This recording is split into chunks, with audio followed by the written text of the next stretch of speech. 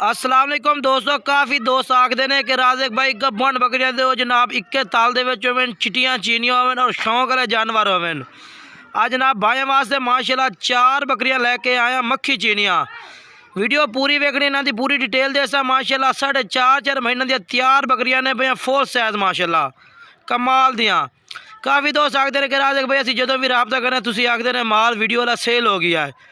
जनाब जितना कि भी मेरा कस्टमर व्यूज़ बनता है ना, जितना कि सारे टोटल मेरे कस्टमर ने जानवर खरीदने वाले शौकीन हजरात ने पाए, जितने भी जानवर खरीदे ने ये माशाल्लाह 4 बकरियां हिक्के तालवे चिटियां चीनियां माशाल्लाह कमाल दियां 4.5 महीने दी गबड़ा और रेट भी मुहब्बत वाला देसा भाई नू।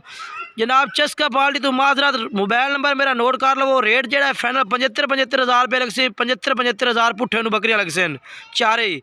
नंबर मेरा 0319 85 57 563। व्हाट्सएप ते भी है, कॉल ते भी है 0319 85 57 563। शौकीन हजरात रबता करे, रेट मुहब्बत वाला और फाइनल रेट दिता गया जनाब। बाकी काफ़ी दोस्त जोड़ा फोन करके चस्काबाजी करते हैं जनाब, वो ना करें। जोड़ा भाई लैन वाला है 1500 या वध 2000 का वादा घाटा होता है, रेट का ज़्यादा नहीं होता। बाकी वीडियो अच्छी लगे तो लाइक शेयर ज़रूर कर देना है।